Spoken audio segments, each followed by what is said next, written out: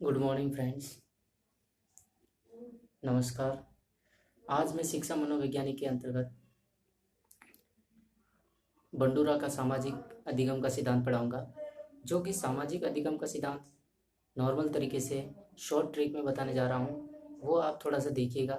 इसको इजीली तरीके से इसका प्रयोग, इसके तत्व, इसके प्रवर्तक, इसको अन्य किसी नाम, अन्य कौन सा नाम है जो जाना जाता है, वो बिल्कुल ही इजीली तरीके से बताने जा रहा हूँ। थोड़ा टाइम निकाल के, अगर आपको अच्छा लगे तो लाइक, फॉलो, शेयर, सब्सक्राइब कीजिएगा। ठीक है, पढ़ते हैं अपन। बंडूरा। बंडूरा का नाम सब जानते ही है। ये इंडिया के अंदर अलग तरीके से भी जाना जाता है, लेकिन इस किसी आदमी का नाम है।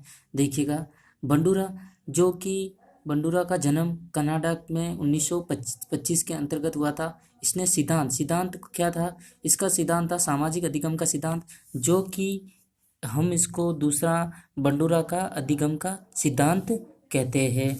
अब इसके जो विशेष है, इसका प्रयोग देखिए किसमें? अन्यों के व्यवहार का अवलोकन तथा उसकी नकल करना। अन्यों के व्यवहार का अवलोकन करना तथा उसकी नकल करके सीखने पर बल दिया जाता था। दूसरा है अप्रत्यक्ष अनुभव। अप्रत्यक्ष अनुभव के अंतर्गत में अवलोकन अधिगम के जो भी अप्रत्यक्ष अनुभव के द्वारा होने के कारण जो अप्रत्यक्ष अधिगम भी कहलाता था। ये अप्रत्यक्ष अनुभव किसके अंतर्गत आता है? बंडूरा का अधिगम के सिद्धांत के अंतर्गत। तीसरा आता है प्रेक्षणात्मक अधिगम। अब प्रेक्षणात्मक अधिगम के अंतर्गत देखिएगा आप, प्रेक्षणात्मक अधिगम दूसरों का प्रेक्षण करने से घटित होता है। जो अधिगम जो पहले अनुकरण कहा जाता है, अधिगम के इस रूप को पहले अनुकरण भी कहा जाता है, और इसमें नाम जाना जाता है प्रेक्षणात्मक अधिगम। सामाजिक व्यवहारों का अधिगम, सामाजिक व्यवहारों को सीखना, सामाजिक व्यवहारों पर सबसे ज्यादा इसका बल दिया जाता था। और प्रेक्षणात्मक अधिगम का सिद्धांत का प्रवर्तक भी कौन है? बंडूरा ही है। अब इसमें हम पढ़ते हैं इसका, जो कि बंडूरा का सामाजिक अधिगम का सिद्धांत। प्रतिपादक जो कौन था? Albert Bandura. पूरा नाम क्या था इसका? Albert Bandura. इसने प्रयोग किस पे किया था? जीवित जोकर या बॉबी डॉल पर। बच्चे जिस चीज से सीखते हैं वह मॉडल प्रतिरूप कहलाता है। अब प्रयोग, इसके 3 प्रयोग थे, जो पहले में फर्स्ट में भी इतने बच्चे दे रखे, सेकेंड में भी इतने दे रखे, थर्ड में भी इतने दे रखे। अब बच्चे अनुकरण के माध्यम से जो चीज सीखते हैं, अनुकरण की जो प्रक्रिया में जो 4 चरण है वो कौन कौन से? पहले उनका ध्यान, फिर दूसरा धारणा, तीसरा है पुनः प्रत्युष्टीकरण, और चौथा है पुनर्बलन। बच्चे स्वनियंत्रण, स्वनिर्देशन और स्व पुनर्बलन अधिगम के अपने आप को स्वनियंत्रित करते हैं। बच्चे स्वनियंत्रित, नियंत्रण, स्वनिर्देशन और स्व पुनर्बलन अधिगम में अपने आप को नियंत्रित करते हैं। अब इसमें ये चीज देख रखी है, स्वनियंत्रण, दूसरा स्वनिर्देशन, तीसरा दे रखा स्व पुनर्बलन, जो अधिगम में अपने आप में नियंत्रित करते हैं। अब इसका महत्व सबसे ज्यादा किसमें था? शिक्षक को छात्रों के सामने अच्छा व्यवहार करे। शिक्षक को छात्रों के सामने क्या करे? अच्छा व्यवहार करे, बुरे व्यवहार उपस्थित न होने दे। सेकंड टॉपिक क्या था? बच्चों के सामने महान व्यक्तियों की सफलता का वर्णन करे। बच्चों के सामने किसका वर्णन करे? महान लोगों का, जो ताकि बच्चे उनको अधिगम जिस तरीके से वो सीखते हैं वो उसी तरीके से बता के। तत्व, अब इनके तत्व में अवधान में जैसे फर्स्ट तत्व है, जो कि टीवी, न्यूज़पेपर देखकर हम उन्हीं व्यक्तियों के व्यवहार का अनुकरण, जिन पर ध्यान केंद्रित होता है और उनका आकर्षक होते हैं। जो वो, अगर वो दिखने में अच्छा है, वो बोलता अच्छा है, किसी इंसान के बारे में अच्छा बता रखा है, तो बच्चे बिल्कुल अवधान है ना उनका ऊपर ही लगा रखेंगे, क्योंकि अवधान के बिना तो कुछ काम होता भी नहीं है। हमारा ध्यान केंद्रित कर, जिन पर हमारा ध्यान क्या हो जाता है? केंद्रित होता है, या जो आकर्षक होते हैं उनको हम अवधान के अंतर्गत। अब आता है स्मृति में जिस प्रकार से उदाहरण देता हूं मैं, जैसे किसी पकवान को देखकर बनाना, या फिर किसी पकवान को देखकर बनाना, मतलब पकवान को देखेंगे तो किस तरीके से बनाएंगे?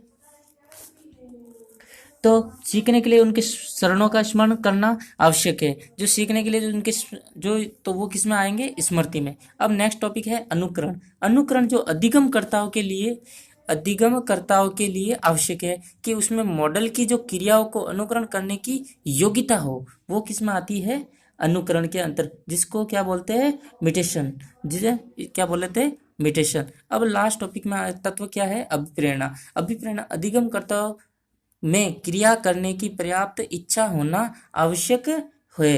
अधिगमकर्ता में क्रिया करने की जो पर्याप्त इच्छा बहुत ही जरूरी है। लास्ट में देखते हैं हम इसमें प्रेक्षणात्मक अधिगम, सामाजिक व्यवहारों को प्रेक्षण तथा उनकी नकल करना।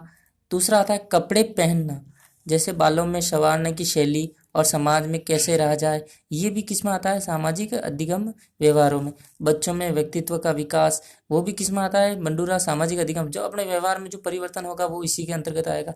अब बच्चों में व्यक्तित्व का विकास, बच्चों में व्यक्तित्व का विकास, फिर आक्रामकता, परोपकार, परिश्रम और नम्रता, आदर, आलस्य आदि गुण भी अधिगम की इसी विधि द्वारा अर्जित किया जाता है। किस विधि द्वारा अर्जित किया जाता है, इसी विधि द्वारा अर्जित किया जाता है। अब मैं एक क्वेश्चन जो मैंने इतना पढ़ाया उसमें एक क्वेश्चन बना देता हूँ। जैसे अल्बर्ट बंडूरा ने जो दिया, जो अधिगम सिद्धांत था, उसका दूसरा नाम क्या जाना जाता है, अवलोकनात्मक अधिगम सिद्धांत। क्या नाम जाना जाता है, अवलोकनात्मक अधिगम सिद्धांत। अब जो मॉडलिंग की संकल्पना दी थी वो किसने दी थी, बंडूरा ने दी थी। किसने दी थी, बंडूरा ने। यहाँ पे लिख देंगे हम बंडूरा, क्या लिख देंगे, बंडूरा। तो प्रत्यक्ष अनुभव, अब प्रत्यक्ष अनुभव में जिस प्रक्रिया में व्यक्ति दूसरों के व्यवहार को देखकर सीखता है, न कि प्रत्यक्ष अनुभव के, तो उसको किस अधिगम के, सामाजिक अधिगम में। जब प्रत्यक्ष अनुभव आता है तो वो किस में आ जा, किसने दिया था, सामाजिक अधिगम के अंतर्गत आ जाता है। अब सामाजिक, नेक्स्ट टॉपिक है प्रेक्षणात्मक अधिगम सिद्धांत, जिसमें अगर ये तीनों तत्व दे रखा है और तीनों तत्वों के अंतर्गत तीनों ही हैं, और ऐसा पूछे प्रश्नात्मक अधिगम सिद्धांत के अंतर्गत कौन नहीं है, मतलब इसकी जगह अगर मैं जैसे स्थानापन्न, पुनर्बलन, प्रतिमान, संकेत, उसकी जगह मैं प्रलोभक दे दूं, क्या दे दूं, प्रलोभक, तो आपको किस पे टिक लगाना है, मतलब इन तीनों के अलावा दूसरा होता है उस पे लगाना है, ठीक है। इस तरीके से अब मैं एक थोड़ा सा टॉपिक और बताने जा रहा हूँ। जैसे इनका प्रयोग किया था, क्या किया था इन्होंने, प्रयोग। अब प्रयोग कैसे किया था, प्रयोग बताता हूँ मैं। बच्चे अनुकरण के माध्यम से सीखते हैं। अब प्रयोग सबसे पहले बच्चों को क्या किया था, बंडूरा ने सामाजिक अधिगम सिद्धांत में बच्चे 5 मिनट की एक फिल्म दिखाई दी गई थी। एक कमरे में बहुत सारे बच्चों को क्या करते थे, बोबोडोल रखा जाता। एक लड़का कमरे में प्रवेश करता, सभी खिलौनों के प्रति क्रोध प्रदर्शित करता है और बड़े खिलौनों के प्रति आकर्षक रूप से आक्रामक होता, मतलब एक दूसरे को क्या करते थे, मार देते। तीसरा, इसके बाद घटनाक्रम 3 अलग रूपों में 3 फिल्मों में तैयार किया गया था। एक फिल्म में बच्चों के समूह ने देखा आक्रामक व्यवहार करने वाले लड़के को पुरस्कार दिया जाता था। क्या दिया, तो मतलब अच्छा व्यवहार, तो वो क्या दे रखा था, अच्छा व्यवहार। क्या दे रखा, पुरस्कार किया था। उनके बीच में क्या बदल गया, आक्रामक व्यवहार करने वाले लड़कों को पुरस्कार दिया था। एक प्रौढ़ व्यक्ति ने आक्रामक व्यवहार करने की प्रशंसा, दूसरे की फिल्म में बच्चों के समूह ने देखा उस लड़के को आक्रामक व्यवहार के लिए दंडित किया जाता था, दंडित किया जाता। अब तीसरी फिल्म में बच्चों में तीसरे समूह में देखा कि लड़कों को न तो पुरस्कार दिया जाता था, न ही दंडित किया जाता। फिल्म देख लेने के बाद सभी बच्चों को अलग अलग प्रायोगिक कक्षा में बिठाकर विभिन्न प्रकार के खिलौने तथा खेलने के लिए स्वतंत्र छोड़ दिया जाता था। प्रयोग में अपन जैसे पाया गया था कि बच्चों ने खिलौने के प्रति किए जाने वाले आक्रामक व्यवहार को पुरस्कार करते हुए देखा गया। जब खिलौने के प्रति सबसे अधिक आक्रामक थे तो सबसे कम आक्रामकता उन बच्चों ने दिखाई जिन्होंने फिल्म में आक्रामक व्यवहार को दंडित होने से देखा।